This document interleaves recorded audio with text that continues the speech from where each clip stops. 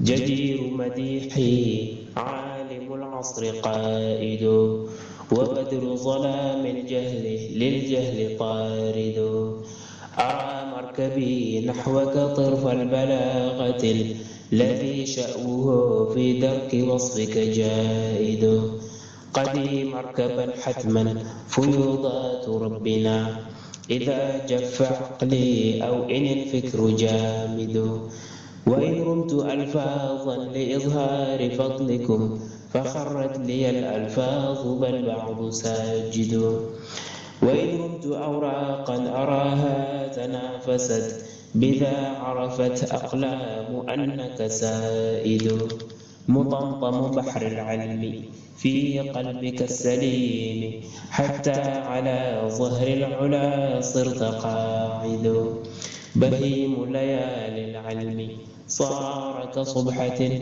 لتبيانكم غرا وحتى الأساود فتاويك قار للمسائل مطفئ صلاء لها للجاهلين مرافد. بسم الله الرحمن الرحيم. الحمد لله رب العالمين، والصلاة والسلام على أشرف المرسلين سيد الأولين والآخرين، سيدنا وحبيبنا وشفيعنا ونبينا ومولانا محمد وعلى آله وصحبه أجمعين. رضي الله تبارك وتعالى عن قطب العارفين وإمام الصديقين مولانا أبي العباس أحمد بن محمد التجاني وخلفائه المهتدين وأهل طريقة الفائزين الرابحين. أما بعد، قال الشيخ الأشهر المجاهد الأكبر والكبريت الأحمر شيخ سيدي الحاج عمر بن سعيد بن عثمان الفوتي الطوري القدوي رضي الله تعالى عنه وأرضاه عنا به في كتابه النفيس رمح حزب الرحيم على نحور حزب الرجيم في الفصل الأول بالإسناد المتصل في أول الكتاب إليه ناقلا عن الإمام الغزالي ناقلا عن الإمام الشعراني رضي الله تعالى عنه وأرضاه في العهود المحمدية، وكذلك بلغنا عن الغزالي رحمه الله قبل اجتماعه بشيخه البارعناني رحمه الله تعالى. قال في موضع آخر: وسمعت شيخنا شيخ الإسلام زكريا يقول رحمه الله يقول: كل فقيه لا يجتمع بالقوم فهو كالخبز بلا إدام إلى آخره. Alhamdulillah, nous sommes toujours donc dans le chapitre 1, dans la traduction commentée du chapitre 1 du chef-d'œuvre de Cheikh Hadji Omar radiyallahu ta'ala anhu, qui est Rima Hizb al-Rahim ala Nahuri Hizb al-Rajim. Et donc, nous sommes arrivés au terme de sa narration ou de sa de ce qu'il a relaté de la part de l'imam al-Ghazali radiyallahu ta'ala anhu dans son fameux livre Al-Uhud al-Muhammadiyya, où il disait que Sayyid Ali al-Marsafi radiyallahu ta'ala anhu disait que ce qui a coupé, donc ce qui a rompu les gens de la dénégation, les gens de la discussion, les gens du débat, ce qui les a coupés donc de l'accès aux stations des saints et de leurs prodiges, ce n'est rien d'autre à part leur prétention qu'ils sont plus savants qu'eux-mêmes. Et aussi le fait qu'ils aient peur au sujet de leur propre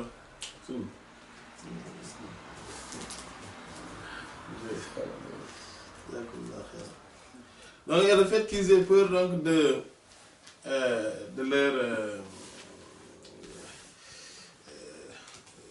leur riyasa, c'est-à-dire le fait qu'ils soient des dirigeants, des gens connus, donc de leur renommée, de leur prestige.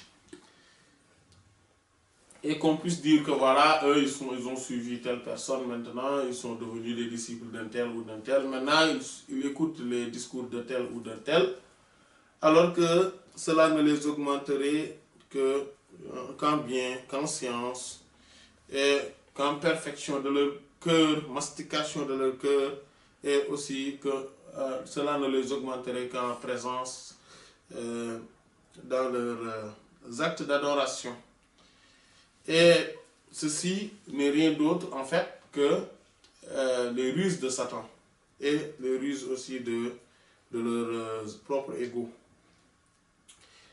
Il y avait aussi l'imam, le Cheikh Izzuddin ibn Abdus Salam, rahimahullah, qui disait que, en fait, est-ce qu'il y a là, en fait, qui se posait la question, mais c'est une question pour dénigrer, en disant que est-ce qu'il existe par là une autre compréhension du livre et de la tradition à part ce que nous savons là, à part ce que nous connaissons, à part ce que nous avons eu comme compréhension.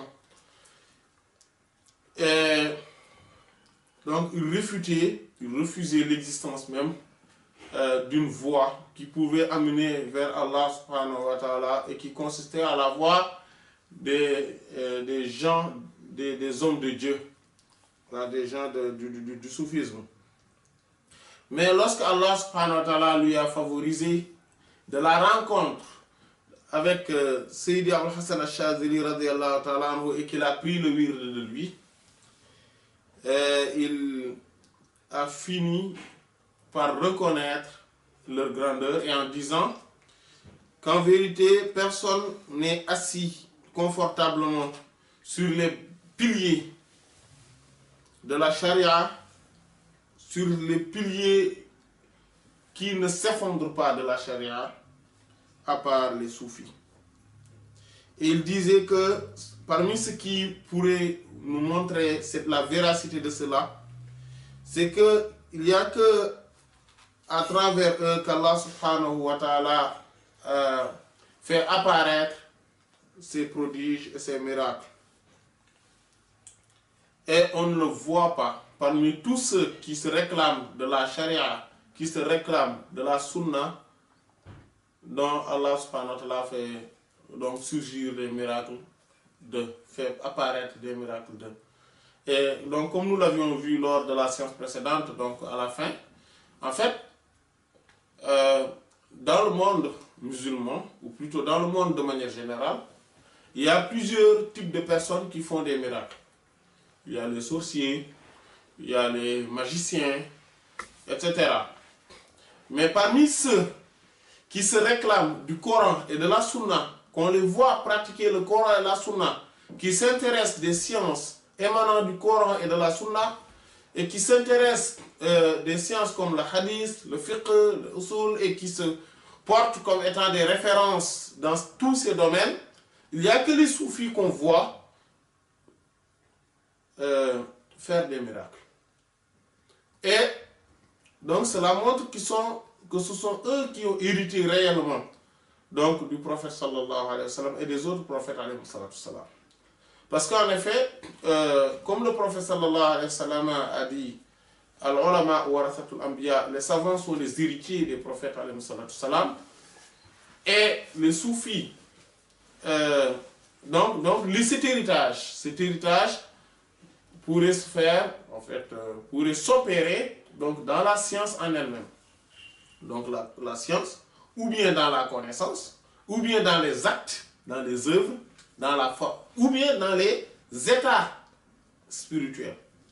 Et donc si on voit que ce sont les soufis qui regroupent toutes ces formes, c'est-à-dire la science, la connaissance, les actes et œuvres, mais aussi les états spirituels. Et ils ont aussi hérité donc des miracles également.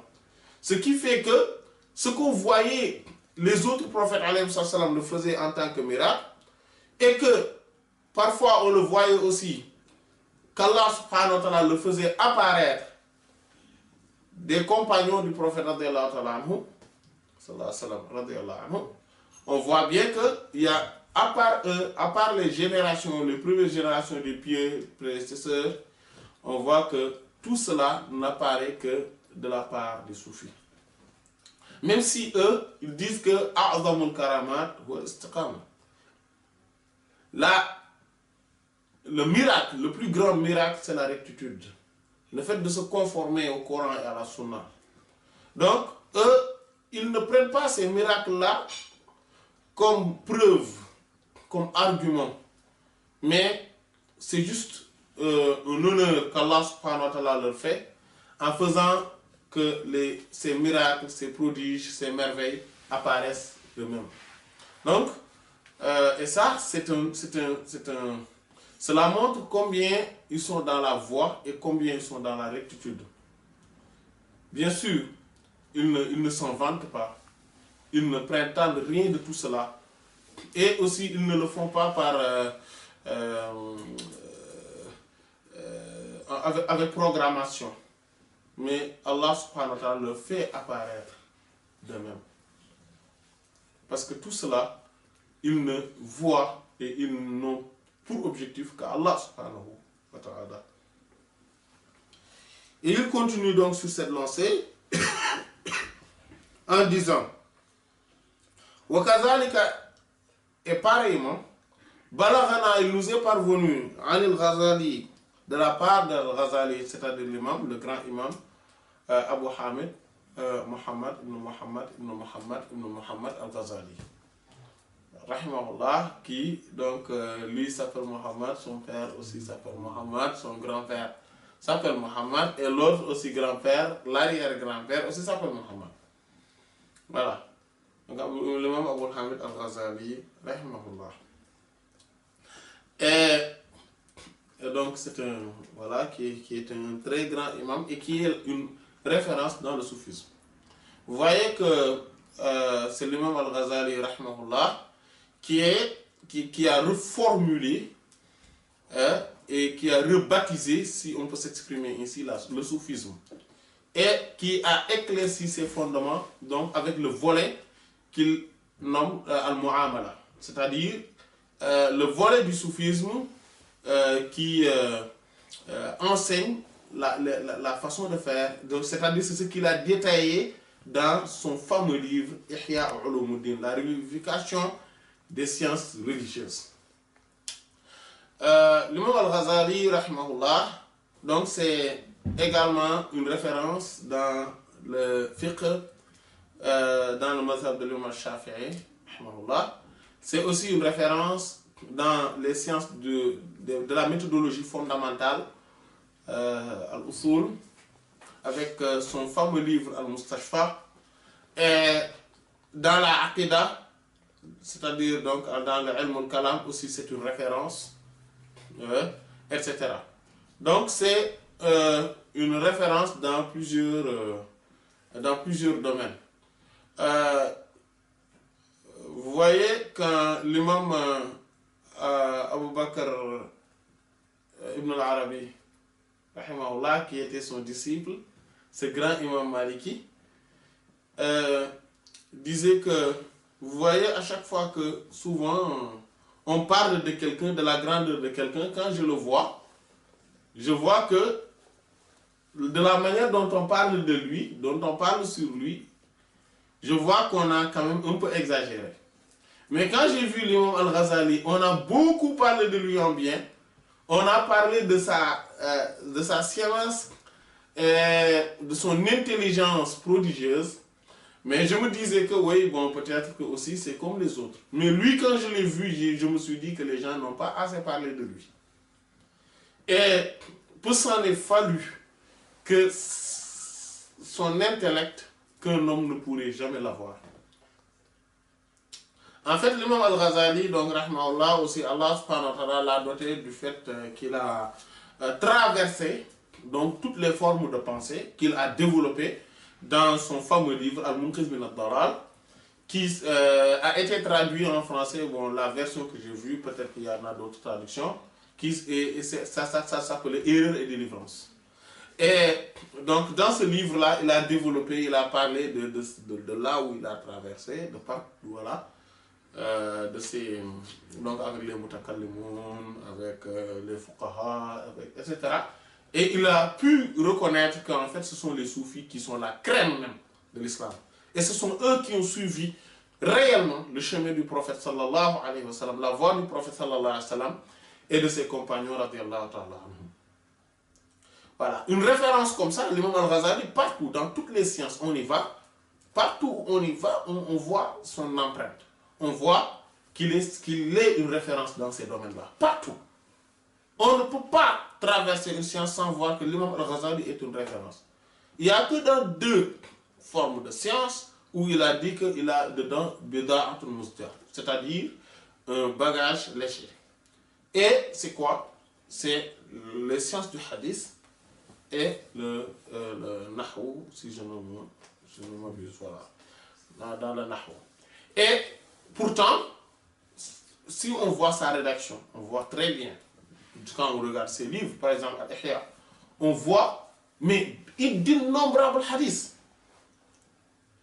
C'est-à-dire que la quantité de hadiths qu'il a mémorisé, et pourtant il s'est dit qu'il ne le connaissait pas assez, il a commencé à apprendre donc cette science, la science du hadith, et si il s'est mis réellement 2 ans avant son décès. Voilà. Mais Allah subhanahu wa ta'ala ne lui a pas laissé plus longtemps en vie afin qu'il puisse être une référence également dans ce domaine-là. Mais malgré cela, quand on regarde ses livres, par exemple, on regarde Ihya Ulumuddin, et on regarde à peu près, en moyenne chaque page, on voit à peu près 10 hadiths par page. Et Ihya Ulumuddin, c'est 4 tomes. Donc on voit très bien que c'est quelqu'un qui a une mémoire mais extraordinaire, qui connaissait beaucoup de hadiths, et pourtant il se disait qu'il ne connaissait pas les hadiths. En fait, il parlait du mustalah et du fait aussi de pouvoir reconnaître les hadiths authentiques des hadiths qui ne le sont pas. Vous voyez, et ça, cela montrait également son objectivité, son honnêteté intellectuelle. Parce que maintenant, à notre époque, et souvent, et même de manière générale, chez les soufis, ça se voit souvent, en tout cas ceux qui se réclament du soufisme, ou plutôt ceux qui sont même dedans, on voit que souvent, même s'il y en a, bon, en fait, parmi eux, on voit que c'est la crème des savants font partie sont les soufis. Ça, c'est une réalité. Et dans tous les domaines de science. Mais il y a quand même des gens qui sont vraiment versés dans les sciences, dans les connaissances plutôt, donc dans les sciences réservées, donc dans les sciences ésotériques, et qui n'arrivent pas à avoir un niveau si excellent dans les sciences du hadith, par exemple. Mais ils ne le disent pas.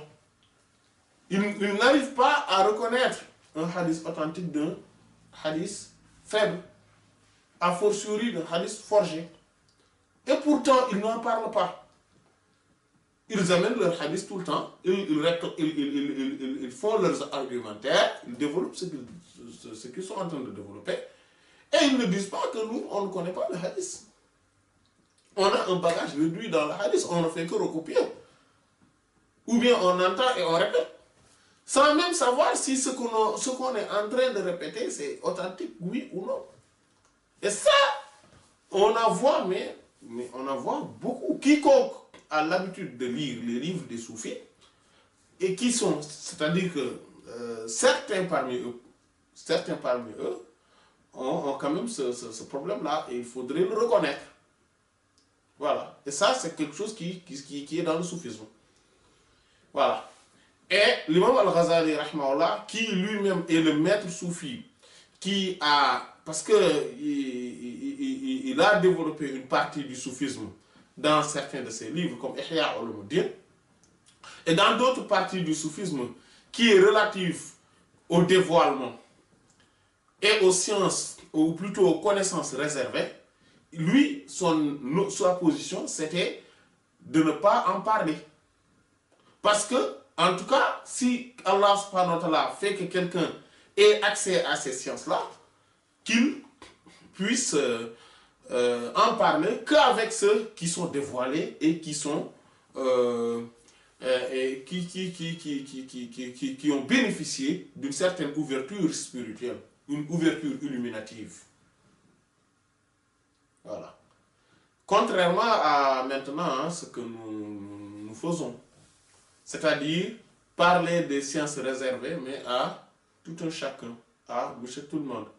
Et souvent, si on voit la fitna, provient souvent de cela. Provient du fait que on parle de choses très profondes au commun et qui soient fascinés par tout cela et qui rentrent dans des formes d'égarement et d'errance qui n'ont rien à voir avec l'islam, a fortiori avec le soufisme en tant que tel.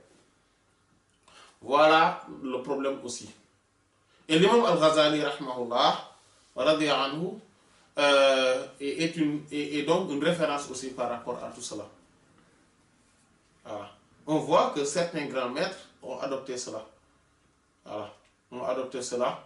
Et ils l'appellent également suluk, al-musuluk. Voilà. Au lieu de l'appeler, comme l'imam Al-Ghazali l'appelle al-mu'amala, les autres peuvent l'appeler suluk, c'est-à-dire le cheminement. Donc il parle du cheminement, il parle de ce que le disciple doit faire, quelles sont les bases, les fondements, la portée, la façon de faire, l'objectif, et le chemin que doit entreprendre le disciple afin d'accéder à la présence sanctifiée, à la présence divine, à la présence d'Allah subhanahu wa ta'ala et à la présence de ses noms et attributs. Voilà.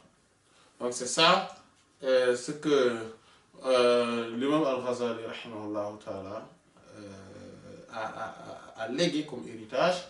Et après lui, il y en a d'autres, donc d'autres maîtres qui ont suivi cette façon de faire. Et à chaque fois qu'on voit que certains parlent plus de l'autre volet, c'est-à-dire qui relève du dévoilement, d'ouverture spirituelle spécifique, et qui parlent donc de certaines réalités qui n'est pas accessible au commun, souvent on voit des dérives. On voit des types de personnes qui sont totalement à l'opposé de l'islam en tant que tel, qui même parfois font une sorte c'est-à-dire proclament parfois une forme de mécréance que même parfois les mécréants ne formulent pas. Et parmi ces sciences-là, par exemple, il y a l'imam Al-Ghazali, rahmahullah, comptait parmi ces sciences, par exemple, Al-Fana, l'extinction.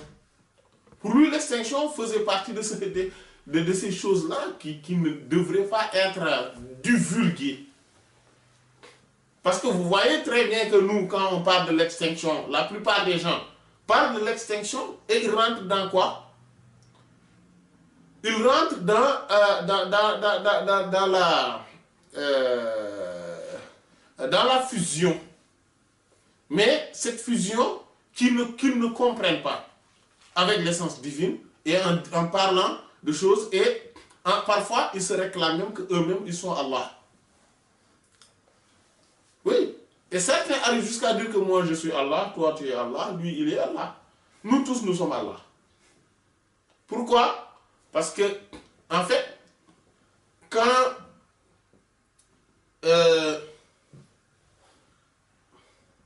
comme l'imam Al-Hafiz ibn Hajar rahimahullah disait, Man takallama fi ghayri fannihi ata bil gharaib.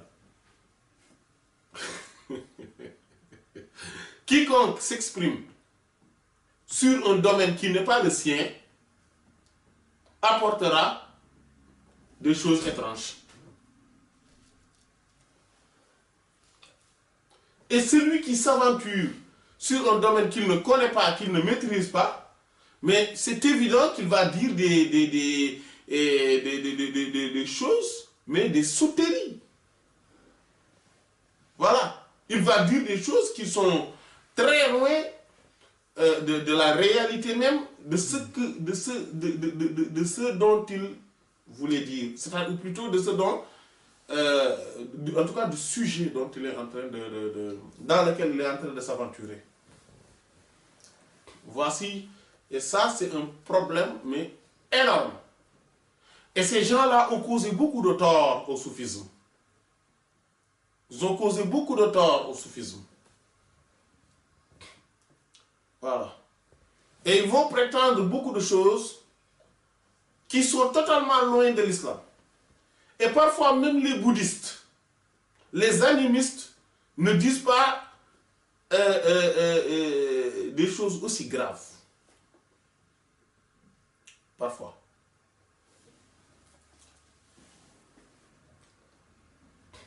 D'autres délaissent totalement, mais totalement, les actes d'adoration. Voilà. Oui, certains disent que oui, nous avons... Vous voyez quand on parle de la certitude, al-yaqin, certains prétendent accéder à cette certitude au point de délaisser totalement les actes d'adoration, de se dire que nous, on ne va plus prier, on ne va plus jeûner, on ne va plus faire quoi que ce soit. Nous sommes arrivés au terme même de la certitude, et c'est ça l'objectif. Car Allah, subhanahu wa ta'ala, a dit, à la fin de la sourate Al-Hijr, et adore, c'est la sourate 15, numéro 15, wa'bud rabbaka hatta ya'tiyaka al-yaqin, et adore ton Seigneur jusqu'à t'arrive la certitude. Et comme dit Cheikh Ahmad Bamba dans son Masalik Dinan, li wa fassaru lafzal yaqini bil yaqin. Et ils ont interprété le terme yaqin, c'est-à-dire la certitude, ils l'ont traduit littéralement par la certitude. Alors que là, subhanahu wa ta'ala, quand il dit et adore ton Seigneur jusqu'à t'arrive la certitude, cela voudrait dire la mort.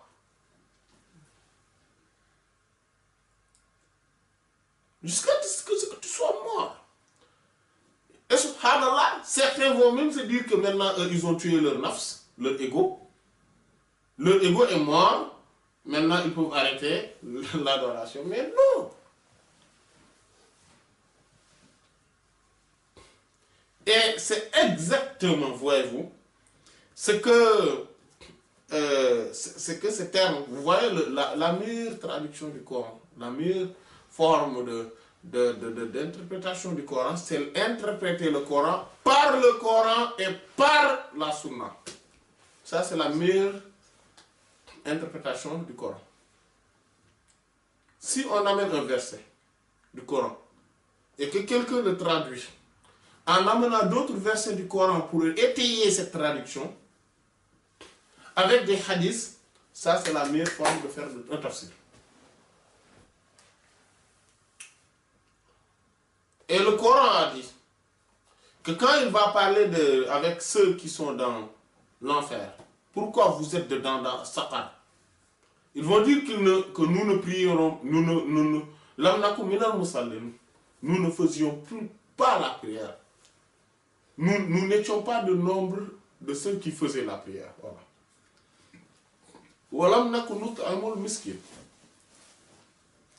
Et nous ne faisions pas non plus partie de ceux qui donnaient, qui faisaient vivre les pauvres.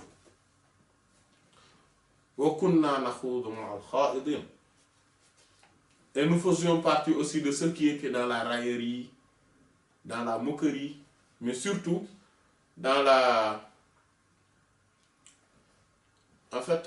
dans l'errance. Nous étions dans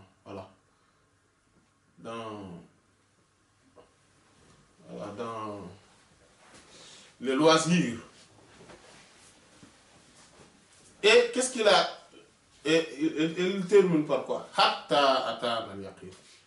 jusqu'à ce que Al-Yaqin arrive, jusqu'à ce que la certitude arrive. C'est quoi la certitude?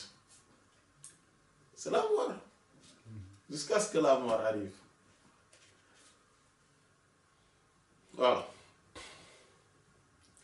Donc on voit bien que ça montre la vision pointue de l'imam al-Ghazali. C'est pour ça que personne ne va boire de l'alcool en disant merci l'imam al-Ghazali. Jamais on ne voit pas. Jamais. Et beaucoup se permettent de minimiser ce type de saint. Se permettent de dire que oui, ils étaient ceci, ils étaient cela. Pensant qu'ils sont dans quelque chose de fiable, de solide. Mais non. Nous, on est qui pour nous permettre de juger ces grands hommes? Et nous voyons bien que lui, il connaissait tellement de choses, mais il n'en a pas parlé. Vu qu'il savait que, en parlant de cela, il y aura beaucoup de fitna. Voilà. Allah subhanahu wa ta'ala, ou le prophète sallallahu alayhi wa sallam, était le plus grand des connaissants. Les compagnons radiyallahu anhum, ce sont les plus grands connaissants. Et ils ont éduqué leurs disciples dans cela. Mais ils disent ce qu'il fallait. Ils disent ce qu'il fallait à ceux qui étaient dignes de l'entendre. Ils donnaient les sciences, les connaissances réservées à ceux qui étaient dignes de les recevoir.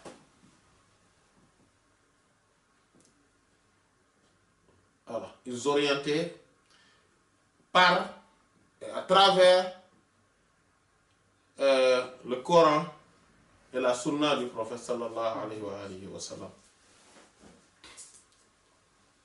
Si on regarde, beaucoup de gens ne connaissent pas ce volet soufi de l'imam al-Ghazali. En fait, ce volet soufi, parfois même on a l'impression qu'il n'y a que les soufis qui connaissaient que l'imam al-Ghazali était soufi. Parce que dans tous les autres domaines où on parle, on voit que l'imam al-Ghazali ne parlait que, souvent, en fait, il était comme, voilà, c'est-à-dire, il était dans les sciences exotériques.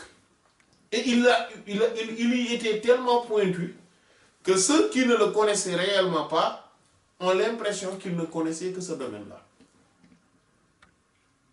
Mais ça, c'est une forme de perfection, d'accomplissement, d'aboutissement et de la réalisation spirituelle complète.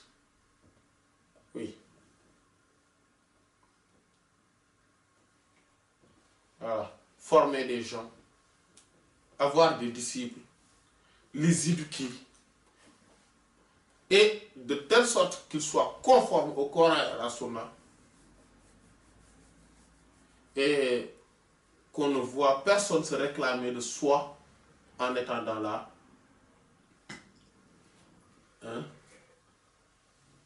dans l'égarement, dans la déviation. Et ça, c'est une force spirituelle inouïe, car beaucoup de maîtres spirituels ont ce problème-là. Ils n'arrivent pas à éduquer les gens et que personne, et que leur lumière spirituelle soit si forte que tous ceux qui se réclament de soient dans la bonne direction. Ça, ceux qui arrivent à avoir cela, ce sont vraiment l'élite de l'élite de l'élite de l'élite.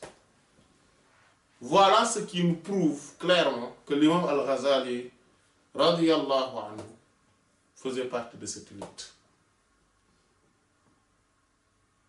Oui, avec sa refonte du soufisme, avec sa revivification du soufisme. L'imam As-Subki, rahmahullah, disait que la fitna, les problèmes ne sont arrivés à cette communauté que par leur négligence de ce livre-là. les revivifications des sciences religieuses de l'imam Al-Ghazali. Rahmahullah.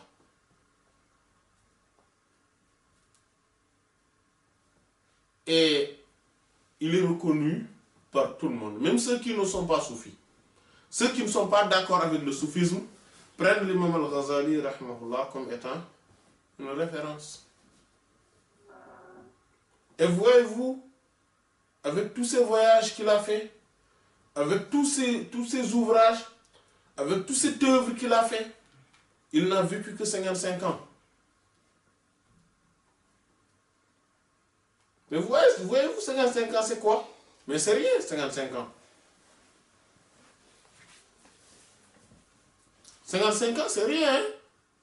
Ne croyez pas, hein?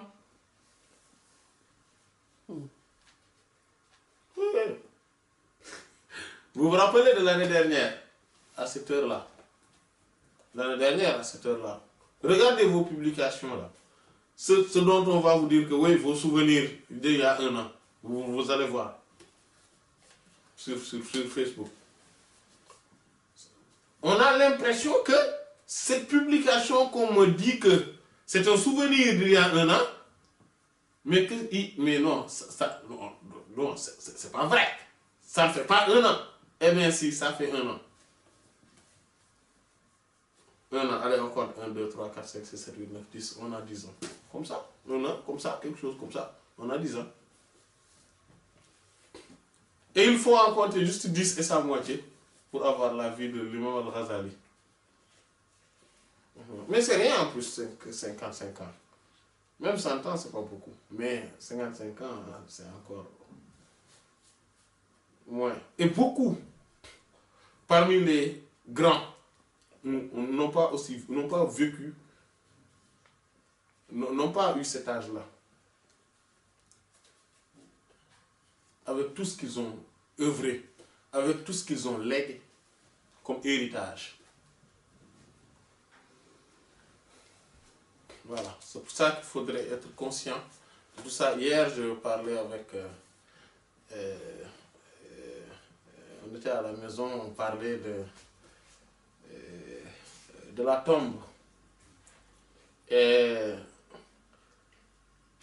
on m'avait... Donc, madame m'a posé la question de... On a parlé de Sayyidina Sa'ad ibn Mu'adh radiyallahu ta'ala anhu. J'ai dit que Sa'ad ibn Mu'adh radiyallahu anhu, c'était quelqu'un qui... Donc, le seigneur des Ansar. Et à l'âge de 30 ans, il s'est converti à l'islam. À l'âge de 36 ans, il est décédé. Donc, il n'y a que 6 ans qu'il a vécu dans l'islam. 6 ans.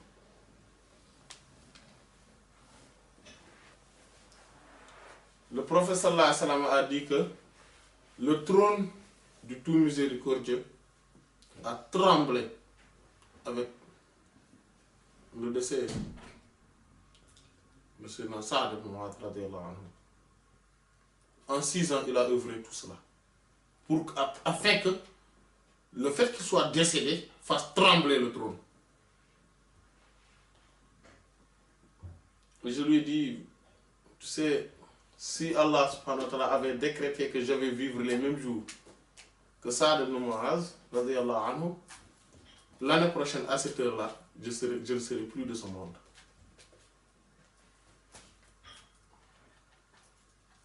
Alors.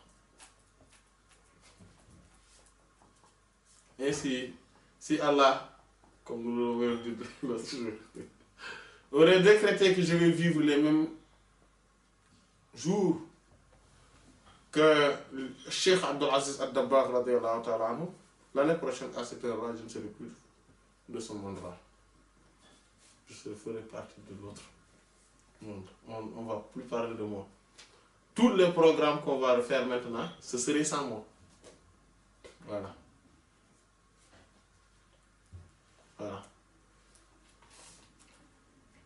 Tous les problèmes à résoudre, ce serait sans moi.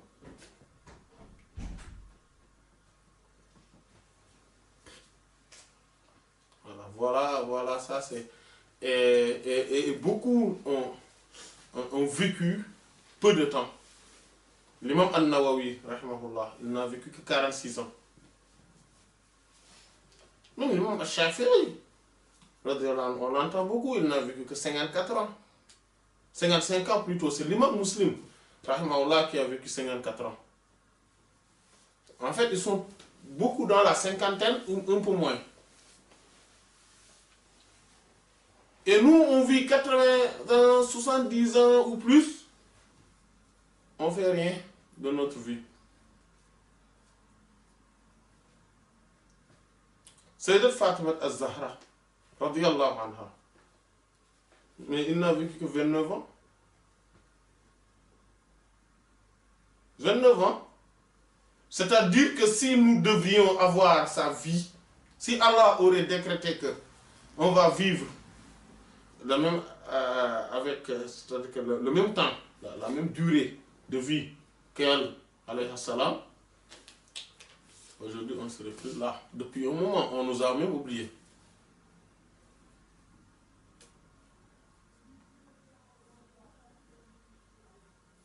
Voilà. Donc il faudrait avoir plus de conscience par rapport à tout cela. Et savoir que le temps presse. Et que rien, et que chaque seconde, chaque tierce qui passe, c'est un moment perdu. Si on n'en fait pas grand-chose, comme nous l'avions dit l'autre jour dans les séances de Kunuz, que voyez-vous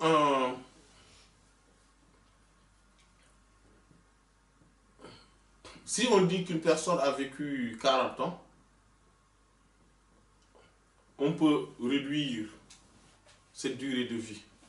On peut vraiment la réduire parce que la réalité, c'est-à-dire la valeur intrinsèque, ou plutôt la valeur, vous voyez, nette, la durée nette de sa vie est beaucoup moins que 40 ans. Vous voyez, parfois, quand on va au magasin, on voit le poids, vous savez, les tons là, les tons.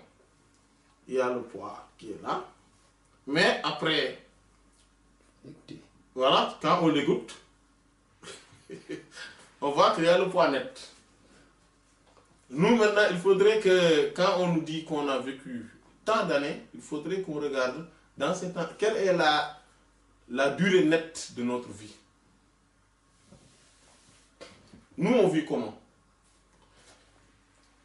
Déjà, le sommeil, on enlève. Parce que pendant le sommeil, ça ne compte pas, d'accord. Donc on enlève la durée du sommeil. C'est pour ceux qui ne dorment pas beaucoup, le tiers des 24 heures. Pour ceux qui ne dorment pas beaucoup, c'est le tiers des 24 heures. Donc, donc ça va faire à peu près 6 heures, 7 heures de temps. Bon, le quart plutôt. Donc, 6 heures de temps. On les regroupe. Bon, tout en sachant qu'en étant enfant, on dort tous les 2 heures. On dort tous les 2 heures. L'enfance même ne compte pas, parce que pendant toute l'enfance, on n'a rien fait de notre vie. Donc, on commence à compter quand on a 5-6 ans à peu près. Mais sinon, avant, c'était... Voilà. Avec le temps qu'on jouait, même en étant grand, hein, le temps de jeu, des loisirs, des discussions sans fondement et sans résultat, sans utilité, avec toutes les futilités. Le temps qu'on prend le bain, on diminue tout ça. Le temps, hein, pour prendre le bain. Pour se laver, les toilettes, quoi. Comme on dit en Wolof. De se faire beau, le temps, pour se faire beau. Ou belle. On diminue. On diminue le temps pour mettre les chaussures.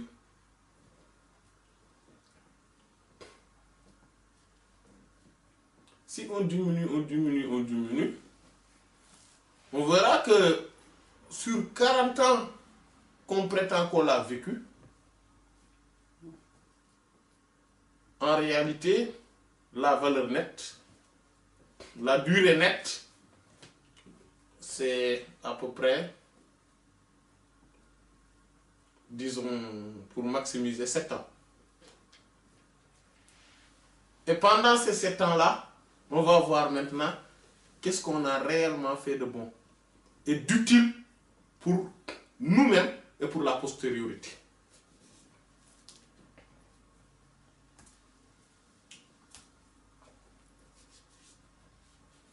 Voilà. Donc, qu'Allah nous préserve. Parce que là, ça commence à être chaud, quoi. C'est terrible, hein? Oui. C'est terrible. Mais eux, voilà, eux, ils n'ont pas lapidé, ils n'ont pas dilapidé plutôt leur temps. Oui. Eux, ils ont fait quelque chose dans leur temps. L'essentiel n'est pas d'être célèbre après. Mais l'essentiel, c'est de faire quelque chose qui va perdurer. Être célèbre ou ne pas être célèbre, ça c'est Allah qui le décide.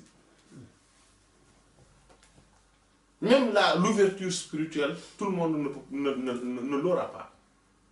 Ce ne sont pas tous les disciples qui vont avoir cette ouverture illuminative, cette grande ouverture spirituelle-là. Non, ça, tout le monde ne l'aura pas. Mais l'essentiel, c'est de vivre pour Allah et adorer Allah pour avoir l'amour d'Allah et la satisfaction d'Allah. Subhanahu wa ta'ala. Vivre en ayant dans son cœur, mais de pleinement, Sayyidina Muhammad sallallahu alayhi wa sallam. Et essayer de le suivre. Tant qu'on puisse le faire. Voilà. Le maximum qu'on puisse faire, on essaie de le suivre, on essaie de suivre sa tradition, de l'apprendre, de le mettre en pratique, mais aussi de le donc transmettre aux futures générations. Qu'ils soient nos propres enfants ou bien les enfants des autres, mais qu'on le transmette. Par les moyens qu'on a. Par les moyens qu'on a. Voilà l'essentiel. Voilà ce qu'il faut faire. Voilà l'objectif qu'il faut se mettre. Être un serviteur d'Allah digne de ce nom et être dans le service de la meilleure des créatures, sallallahu alayhi wa sallam. Mais être dans cela, sans prendre en compte tout ce que les gens pourraient dire, tout ce que les gens pourraient comprendre, sans prendre en compte tout ce qui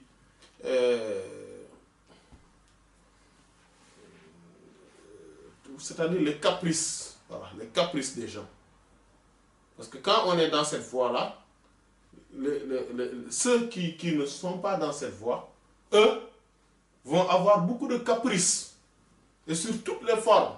Il y en a ceux qui sont dans le milieu politique, d'autres qui sont dans les loisirs, d'autres qui sont dans le milieu économique, parce que l'économie, pour eux aussi, il faut qu'ils vendent leur alcool ou le porc, etc.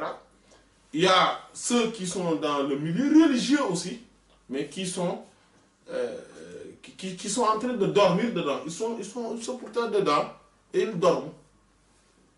Ils dorment dans le milieu religieux. C'est-à-dire qu'ils prennent pour objectif ce qui ne l'est pas. Et il y a voilà, une certaine aristocratie qui les endorme dedans. Et ils ne font que dormir. Ils les ont... Et l'opium qu'ils leur donnent, afin qu'ils dorment bien, voilà, et afin d'être totalement à leur service, ce sont des beaux discours, ou plutôt une façon de leur faire croire que toi, tu n'as pas le droit d'avoir Allah seulement comme objectif. Toi, tu dois être dans notre service à nous seuls. Voilà. Alors que, comme nous le répétons souvent, il faudrait savoir que, et s'il y a une chose qu'il ne faut jamais oublier, c'est que ce monde-là, c'est la seule chance qu'on a. S'il y avait une autre chance, après il y aura une autre vie, c'est pas grave. On va essayer de jouer pour ou de tenter notre chance pour autre chose dans cette vie. Et après, dans l'autre vie, on va se rattraper parce qu'on a découvert la vérité. Parce qu'on sait que maintenant, après, on aura... Mais c'est que le problème, c'est qu'il n'y a que cette vie-là qu'on a. On n'a pas de deuxième chance après. C'est ça le problème. Et on ne va pas arriver là-bas pour dire que oui, j'ai soupçonné que les tels là me trompaient. Mais moi, j'ai juste soupçonné. Mais je me disais que peut-être que non, on n'aura pas cette chance-là de revenir. Hein. Voilà. Donc l'objectif, c'est quoi? Allah. Subhanahu wa ta'ala. Son amour et sa satisfaction. Ça ne peut s'obtenir qu'à travers le suivi de la tradition du prophète sallallahu alayhi wa sallam. Tout maître spirituel, tout guide spirituel doit nous montrer cette voie en nous enseignant pas ses propres opinions à lui, pas ses propres pensées à lui, pas détourner de l'objectif, parce que en nous disant que toi tu n'es pas important, c'est moi, non, parce que c'est toi qui es important dans le cheminement, comme nous l'avions dit dans l'explication d'hier. C'est ça qu'il ne faut jamais oublier, que dans le cheminement spirituel, personne d'autre n'est important, à part toi-même. C'est toi le sujet, c'est toi l'objet des débats, c'est toi qui est important. Personne d'autre n'est important. Quiconque détourne cette importance et veut te faire croire que c'est lui qui est devenu important, mais sache qu'il est en train de te faire perdre ton temps et de te faire perdre ta vie, de te faire perdre ton au-delà, mais aussi de te faire perdre ton Allah. Oui, parce que toi, ton objectif doit être qui? Allah. Et donc le maître, le guide spirituel, doit te montrer la voie qui te mène vers Allah. Et c'est ce que tous les bons guides avaient fait. Jusqu'ici.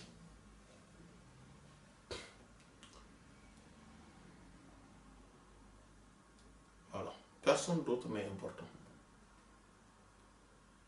En tant que disciple, moi, c'est moi qui suis important. Oui. Parce que c'est moi qui chemine.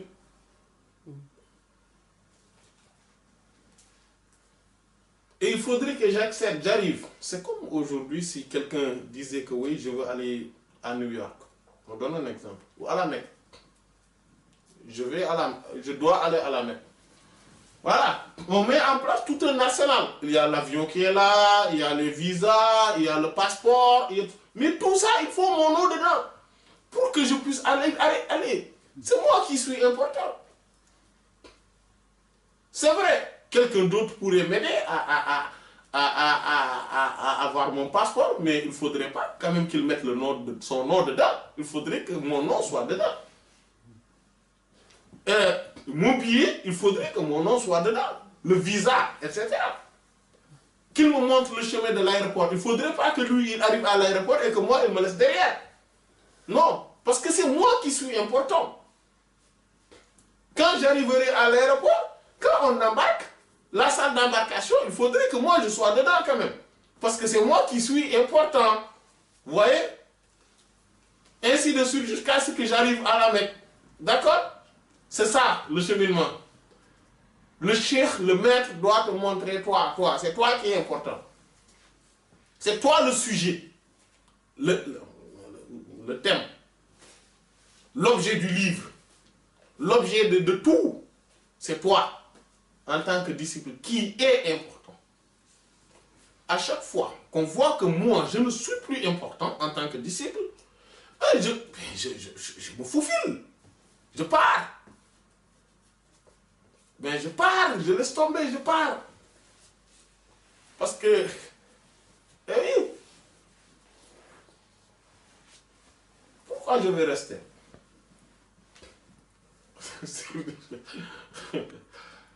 Hein? Oui, lui, il est dans ses halles, peut-être, oui, voilà. Il pense que maintenant c'est lui qui est important, c'est pas grave. Mais moi, je vais essayer de trouver mon chemin, de continuer. C'est pour ça Allah subhanahu wa ta'ala n'a pas dit ittabi' man anaba ilayya. Il n'a pas dit suis celui qui s'est totalement soumis à moi. Il ne l'a pas dit.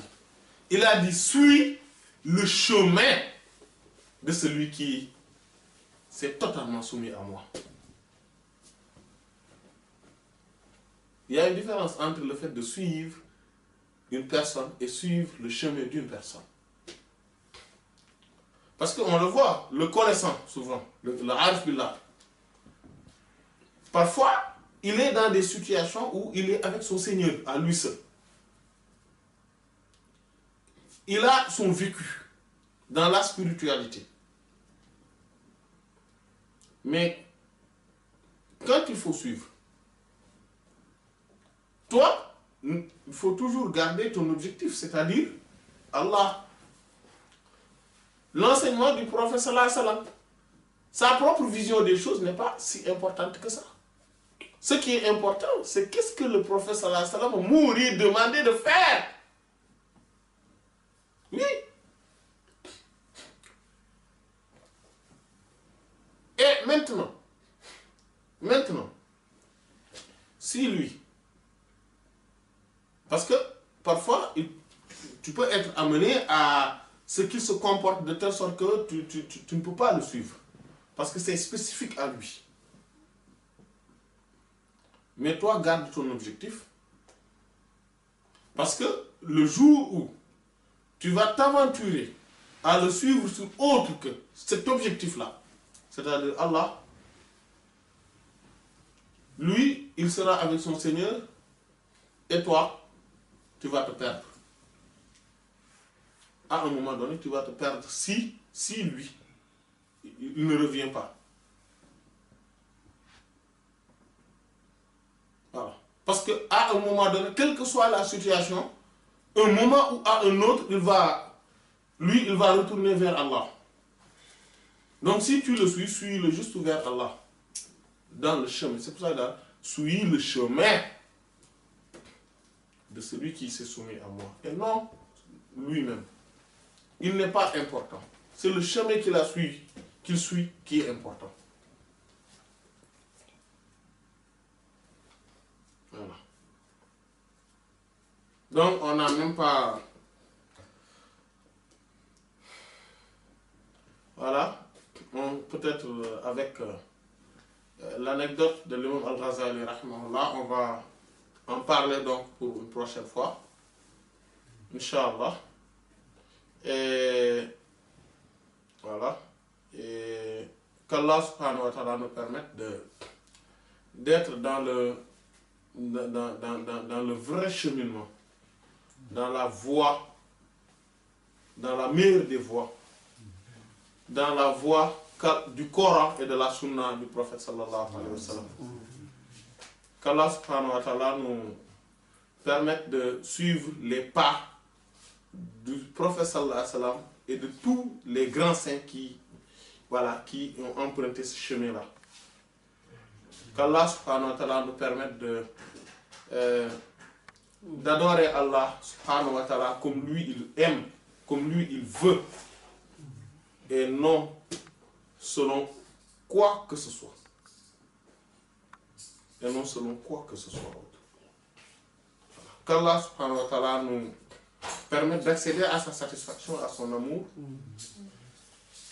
Et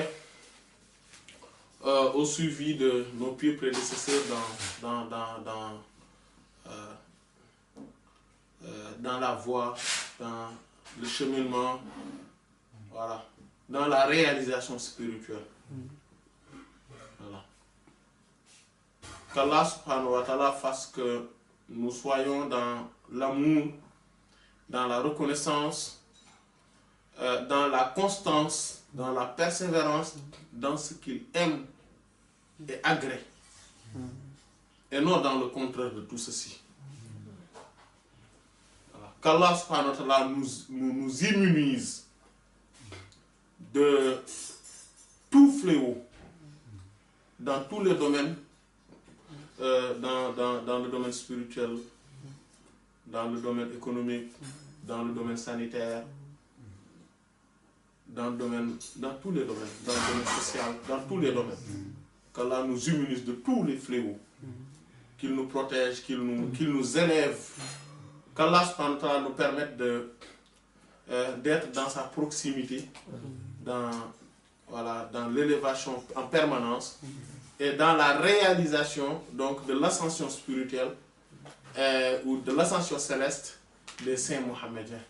Amin, amin, amin. Wallahu ta'ala a'lam wa sallallahu ala sayyidina Muhammad wa ala alihi wa sahbihi ajma'in. Subhana rabbika rabbil izzati amma yasifun wa salamun ala al-mursalin ولله وفيض الكتم نورا أحاطكم ويسقيك أنوارا وعمت أماجد وأسراره تسري كليث لفرهد على روحك الأصفى وظلت مكائد فما كثرت إلا عليك مدائحي وما حسنت إلا عليك المحامد وما لي بقول فيك إلا شهدته شهادة حق ليس فيه زوائد بل اسمك عنوان العلا فيك خالد محمد أنت المصطفى أنت عابد